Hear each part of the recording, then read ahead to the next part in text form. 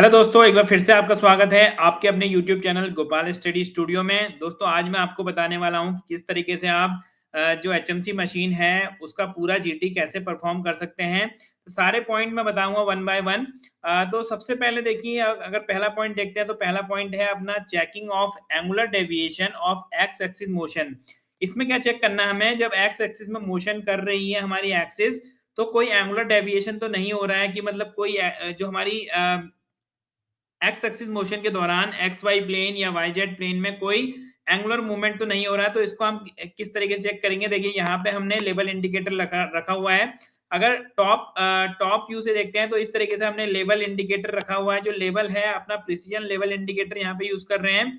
और तो सबसे पहले हम लेवलिंग चेक करेंगे कि कहीं को जैसे सपोज यहाँ को जब मूवमेंट हो रहा है तो हमारा इस पे कोई एंगुलर मूवमेंट तो नहीं आ रहा है, तो उससे पता चलेगा कि जो मशीन का लेवलिंग है वो किस तरीके से है।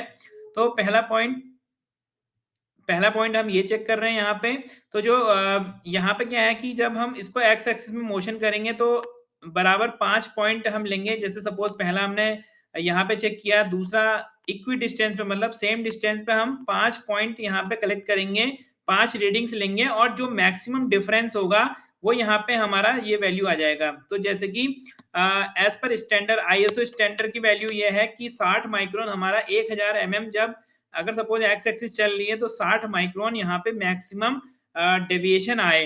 तो दूसरा हमें देखिए चेक करना है angular deviation of Z axis motion. तो यहाँ पे सेम क्या हो रहा है, वहाँ पे हमने एक्स एक्सिस को मूवमेंट किया था, यहाँ पे हम जेड को मूवमेंट कर रहे हैं। देखिए अगर टॉप व्यू से देखेंगे तो ये हमारी टेबल है और टेबल में हमने देखिए इस तरीके से रखा हुआ है यहाँ पे जो हमारा प्रिसिजन लेवल इंडिकेटर है। तो यहाँ पे हमें जेड एक्सिस को मूवमेंट दे रहे हैं। जेड एक्सिस में मतलब टेबल हमारी इस बार मूव कर रही है।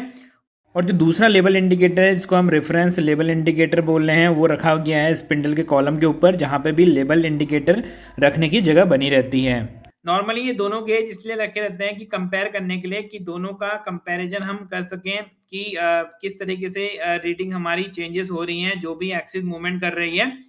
तो यहाँ पे भी वही करेंगे हम। यहाँ पे जेड एक्सिस जब मूवमेंट करेंगे तो डिफरेंट पॉइंट पे 1 2 3 4 5 इस तरीके से हम डिफरेंट 5 पॉइंट पे देखेंगे कि इसमें कोई एंगुलर डेविएशन तो नहीं आ रहा है। एंगुलर दो तरीके से जैसे लेवल इंडिकेटर आप देखते हैं तो या तो यहाँ पे इस तरीके से बना रहता है और इस तरीके से भी बना रहता है। तो या तो इस डायरेक्शन में ये इस तरीके से रोल कर सकता है या इस तरीके से रोल कर सकता है दूसरी डायरेक्शन में। तो दोनों डायरेक्शन हम चेक कर रहे हैं, दोनों अलग-अलग प्लेन पे हम चेक कर रहे हैं। पहला जो है पिच, वो पिच हो जाएगा जैसे पिच जो होती है वो नॉर्मली अगर जेड एक्सिस मेरी इस तरीके से है, तो जो पिच होगी वो जेड एक्सिस के मतलब ऊपर-नीचे जेड एक्सिस में ही ऊपर-नीचे चलेगा। सपोज़ इसी डायरेक्शन में हमारा ऊपर-नीचे अगर एक्सिस कहीं हो रही है, तो उसको हम पिच बोलते हैं। और जेड एक्सिस के परपेंडिकुलर मतलब इस डायरेक्शन में जो भी अगर एंगुलर डेविएशन आ रहा है इस तरीके से, उसको बोलते हैं रोल। तो रोलिंग और पिचिंग हम यहाँ पे चेक कर रहे हैं, तो उसमें देखेंगे कि कितना हमारा डिफरेंस आ रहा है यहाँ पे रीडिंग्स के बीच में, तो वही हमारा एंगुलर डेविएशन होगा। उसके बाद यहाँ पे देखिए, उसके बाद हम चेक कर रहे हैं स्क्वायरनेस। स्क्वायरनेस ऑलरेडी मैंने वीडियो में कवर किया था, मेरी पिछली जो जीटी की वीडियो देखेंगे आप, उसमें मैंने कवर किया था। तो नॉर्मली स्क्वायरनेस होती है कि स्क्वायर आपने देखा ही होगा, स्क्वायर में एक खासियत ये होती है कि चारों साइड्स बराबर रहती हैं स्क्वायर की।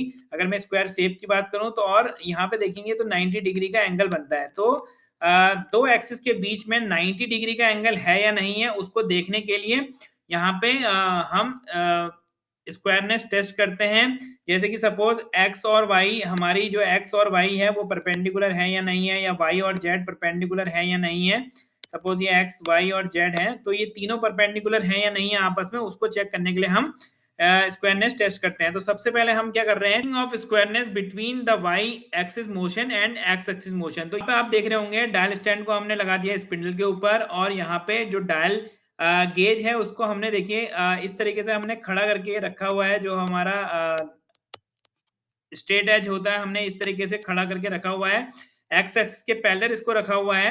अब हम क्या कर रहे हैं, सबसे पहले इसका मेथड ये है कि सपोज़ ये एक्स एक्सिस इस डायरेक्शन में है और ऊपर को वाई एक्सिस है। तो एक्स एक्सिस में हमें पहले अपने डायल की रीडिंग को 0 कर लेना है। मतलब कि प्लेट को इस तरीके से सेट करना है ताकि हमारी जो एक्स एक्सिस में मूवमेंट हो रहा है उसमें हमारा डायल पे 0 एरर आए। मतलब इधर से उधर पूरा मूवमेंट करने पे सपोज़ ये है, तो इस तरीके से आप देख रहे होंगे कि अगर यहाँ से यहाँ मूवमेंट हो रहा है इस तरीके से, तो हमारा जो यहाँ पे आए एक्स में जो 0 का हमारा 0 डेविएशन हो। तो अगर 0 हो गया है तो स्ट्रेट एज 0 करने के लिए हम थोड़ा बहुत इधर-उधर मूव कर सकते हैं और 0 करने के बाद हम डायल का जैसे डायल को पहले एक्स एक्सिस के पहले लगाया, अब यहाँ पे वाई एक्सिस में लगा देंगे और वाई एक्सिस में लगाने के बाद वाई एक्सिस को हम चेक कर लेंगे। अगर ये भी 0 आती है तो इसका मतलब ये परफेक्ट हमारी स्क्वायर है। तो लेकिन अगर कुछ चेंजेस आता है रीडिंग में जैसे कि 10 माइक्रोन, 15 माइक्रोन, तो जो 15 माइक्रोन, 10 माइक्रोन है वो हमारा स्क्वायरनेस एरर हो जाएगा। जैसे कि सपोज़ मैं यहाँ पे दिखाऊँ, अगर यहाँ पे बिल्कुल 90 डिग्री आते हैं तो यहाँ पे भी 0 होगा, तो यहाँ पे भी 0 बिल्कुल डायल में 0 रीडिंग आएगी। लेकिन अगर यहाँ पे 10 आई तो यहाँ पे सपोज़ ऐसा भी हो सकता है, ऐसा हो सकता है, तो हमें देखना है कि किस डायरेक्शन में वो मतलब कि एंगल 90 से थोड़ा ज़्यादा भी हो सकता है दोनों के बीच, तो दोनों से तो 90 से थोड़ा कम भी हो सकता है। तो हमें वो देखना है किस तरफ को हमें एरर मिल रहा है और करेक्शन हम किस तरीके से कर सकते हैं। तो वैसे ही अगर सेम देखें तो वैसे ही हम वाई और जेड एक्सिस के बीच का भी कर सकते हैं। इसमें हमें क्या करना है, वाई एक्सिस में पहले मोशन देके देखिए वाई एक्सिस में ऊपर से नीचे इस तरीके से मोशन करके यहाँ पे ऊपर नीचे डायल चला के पहले वाई का 0 कर लेंगे और वाई का 0 होने के बाद फिर हम जेड की तरफ लगा के इस तरफ को डायल लगा के उसको सेट कर लेंगे। तो यहाँ पे वाई जेड आ जाएगा। उसके बाद अगला है हमारा जेड एक्सिस मोशन और एक्स एक्सिस मोशन। इसमें क्या है, हम एक्स और जेड के बीच ही कर रहे हैं। तो यहाँ पे हमें क्या करना है, या तो हम जेड एक्सिस जैसे इस तरीके से डायल लगा हुआ है, या तो हम जेड एक्सिस को मूव करा के यहाँ पे पहले डायल की रीडिंग को 0 कर लें और फिर डायल को इस तरफ से लगा के एक्स एक्सिस को चेक कर लें। या फिर दूसरा मेथड ये है कि एक्स को पहले 0 कर लें, मतलब सपोज़ इस तरफ से डायल लगा के हम पहले स्ट्रेट एज को पूरा 0 कर लें और फिर डायल स्टैंड को दूसरी तरफ से यहाँ पे लगा के बिना सरफेस प्लेट को मूव करे हुए इधर से लगा के हम उसकी रीडिंग को चेक कर लें। तो जो भी एरर आएगा वो हमारा स्क्वायरनेस एरर है। तो इस तरीके से हम तीनों एक्सिस की स्क्वायरनेस आपस में चेक कर सकते हैं और देख सकते हैं कि किधर को अगर जो एंगुलर कुछ मूवमेंट हो रहा है तो वो किस डायरेक्शन में हो रहा है। उसके बाद देखते हैं अगला है checking run out of spindle. ये सभी को पता होगा, ये मैंने ऑलरेडी वीडियो में भी डाला हुआ है। रन आउट हम 2 जगह पे चेक करते हैं नॉर्मली, एक नोज़ पे जो कि बिल्कुल हमारा ये मेंटल सपोज़ हमारा 300 या 350 एमएम का ये नॉर्मली होता है। तो मेंटल की लेंथ इतनी होती है, तो यहाँ पे हम नॉर्मली 2 पॉइंट पे हम चेक करते हैं। एक पहला पॉइंट बिल्कुल पास लेते हैं स्पिंडल की नोज़ के और दूसरा पॉइंट लेते हैं लगभग 300 एमएम पे स्पिंडल की नोज़ से। तो 2 पॉइंट पे हम देखते हैं कि कितना रन आउट है। तो आईएसओ स्टैंडर्ड के अकॉर्डिंग देखिए यहाँ पे 7 माइक्रोन नोज़ पे और 15 माइक्रोन जो है वो 300 एमएम पे परमिसिबल है, या 12 इंच बोल सकते हैं उसको। और मजाक स्टैंडर्ड तो और भी ज़्यादा यहाँ पे स्क्वीज़ कर रखा है, मजाक का स्टैंडर्ड और ज़्यादा इससे प्रिसाइज़ है। बाकी फिर हम देखते हैं यहाँ पे फिर अगला जो है वो चेकिंग ऑफ पैरेललिज़्म है बिटवीन द स्पिंडल एक्सिस और जेड एक्सिस। तो जेड एक्सिस का मोशन हम करेंगे और स्पिंडल का देख रहे हैं हम स्पिंडल जेड के पैरेलल है या नहीं है, तो 2 डायरेक्शन में चेक कर रहे हैं। पहला देख रहे होंगे आप, डायल हमने इस तरीके से लगाया तो ये हमारा वाई जेड प्लेन है। तो यहाँ पे जेड एक्सिस है क्योंकि और ऊपर को वाई एक्सिस होती है। तो इस तरीके से देखेंगे हम साइड से, अगर एचएमसी के देखते हैं तो ये वाई जेड प्लेन में हम चेक कर रहे हैं। तो इसीलिए लिखा हुआ है वर्टिकल वाई जेड प्लेन। तो वाई जेड प्लेन में हम चेक करेंगे तो वो 2 तरीके से चेक कर रहे हैं, एक वाई जेड प्लेन में और यहाँ पे आप देख रहे होंगे तो यहाँ यहाँ पे हम चेक कर रहे हैं एक्स और जेड प्लेन में। तो एक्स जेड प्लेन में हम चेक कर रहे हैं और वाई जेड प्लेन में चेक कर रहे हैं। इससे हमें पता चल जाएगा कि स्पिंडल की एक्सिस जेड एक्सिस के पैरेलल है या नहीं है। ऐसा तो नहीं कि स्पिंडल की एक्सिस इस तरीके से है और मतलब कि सपोज़ जेड ऐसे है तो स्पिंडल कहीं इधर या उधर तो नहीं है, या फिर हम स्पिंडल ऐसे बना दें तो स्पिंडल कहीं नीचे या ऊपर तो नहीं है। तो ये दोनों चीज़ें हम यहाँ पे चेक कर रहे हैं। पहले में पता चलेगा स्पिंडल नीचे ऊपर तो मतलब टिल्ट तो नहीं हो गया यहाँ से, सपोज़ यहाँ से नीचे या ऊपर तो नहीं है, और इधर वाले में पता चलेगा कि स्पिंडल ऐसे या इधर को मूव तो नहीं कर रहा है। सपोज़ सेंटर लाइन इधर है तो दोनों डायरेक्शन में एरर तो नहीं है। हम वो यहाँ पे चेक कर रहे हैं, तो पैरेललिज़्म हम चेक कर रहे हैं। उसके बाद आता है यहाँ पे squareness between spindle axis and X axis motion. तो यहाँ पे क्या कर रहे हैं, हमने डायल को फिक्स कर दिया स्पिंडल पे।